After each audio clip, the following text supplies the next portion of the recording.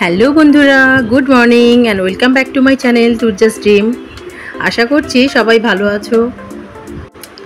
শুক্রবার 10:30 বাজে এখন। সকাল থেকে আমি ব্লগটা স্টার্ট করছি। সকালে ব্রেকফাস্ট হয়ে গেছে সবার, তো চলো দুপুরে রান্নায় যাওয়া যাক। আজ রান্না হবে চিকেন, যার জন্য প্রথমে আমি আলুটাকে ভালোভাবে ভেজে নেব। আলু ভাজার সময় আমি একটু নুন হলুদ দিয়ে দিয়েছিলাম। আলু ভাজা হয়ে গেছে, এবার আমি দিয়ে দিলাম পেঁয়াজ টমেটো। আমি টমেটোটা বেশি কুচি করিনি, কারণ পেঁয়াজ টমেটো আমি বেশি ভাজবো না, একটু ভেজেই তুলে নেব। ঠিক পেঁয়াজ এবং টমেটোর কালারটা এরকম হবে, আমি তুলে নেব। এবার কড়াইতে দিয়ে দিলাম গরম মশলা, মানে এলাচ, দারচিনি এবং লবঙ্গ। আবার দিয়ে দিলাম খানিকটা পেঁয়াজ। এবার পেঁয়াজটা ভালোভাবে ভেজে নেব। পেঁয়াজটা ভালোভাবে ভাজা হয়ে গেছে, এবার দিয়ে দিব মশলা। মশলা আছে রসুন বাটা, আদা বাটা, লঙ্কা বাটা, জিরে বাটা, এই তো এসব। এবার মশলাটা খুব ভালোভাবে কষিয়ে নেব। আমি এই রান্নায় কাশ্মীরি রেড চিলি অল্প দিয়েছিলাম, কিন্তু এখানে আমি হলুদ ব্যবহার করিনি। এইভাবে চিকেন রান্না খুব ভালো লাগে আমাদের। মশলা থেকে তেল ছেড়ে এসেছে, এবার দিয়ে দেব চিকেন। চিকেন দিয়ে খুব ভালোভাবে মশলার সাথে মিশিয়ে নেব। এখানে 1 কিলো চিকেন আছে। চিকেনটা ভালোভাবে আমি ধুয়ে জল ঝরিয়ে একটু লেবু মাখিয়ে রেখেছিলাম। মশলার সাথে চিকেনটা ভালোভাবে মেশানো হয়ে গেছে। আমি এখানে হাই ফ্লেমে রান্না করছি। হাই ফ্লেমে চিকেনটা ভালোভাবে একটু ঢাকা দিয়েই কষিয়ে নিতে হবে।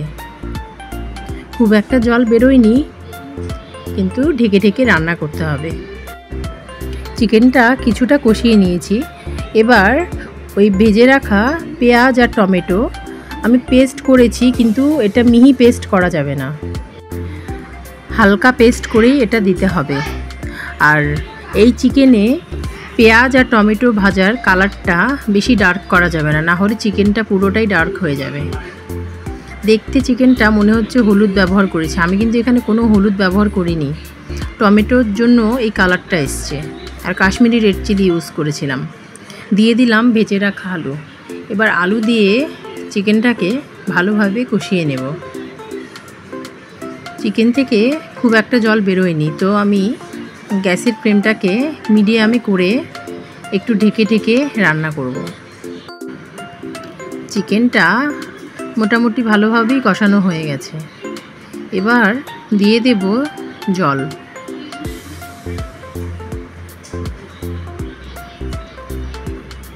জল দিয়ে এবার নেড়ে নেব। যে যেরকম গ্রেভি পছন্দ করো তোমরা সেই হিসেবে জলটা দেবে। আমি বেশি গ্রেভি করব না, তাই আমি জল অল্প দিয়েছি। এবার হাই হিটে 3 মিনিট জাল করে নেব, তারপর লো হিটে দিয়ে দেব। চিকেনটা হাই হিটে 5 মিনিট আমি রান্না করে নিয়েছি। এবার ঢেকে 10 মিনিট মতো রান্না করলেই রেডি হয়ে যাবে চিকেন। নামানোর আগে আমি একটু গরম মশলা গুঁড়ো দিয়ে দিয়েছিলাম। তো চিকেন আমাদের রেডি। চিকেনটা কেমন হয়েছে তোমরা একবার হলে রেসিপিটা ট্রাই করো। কেমন লাগে আমাকে কমেন্ট করে জানাবে, ভালো লাগলে একটা লাইক করে দিও। তো এবার রান্না করে নিই ঢেঁকি শাক। প্রথমে পেঁয়াজ ভেজে নিচ্ছি, এবার দিয়ে দেব বেছে ধুয়ে রাখা ঢেঁকি শাক।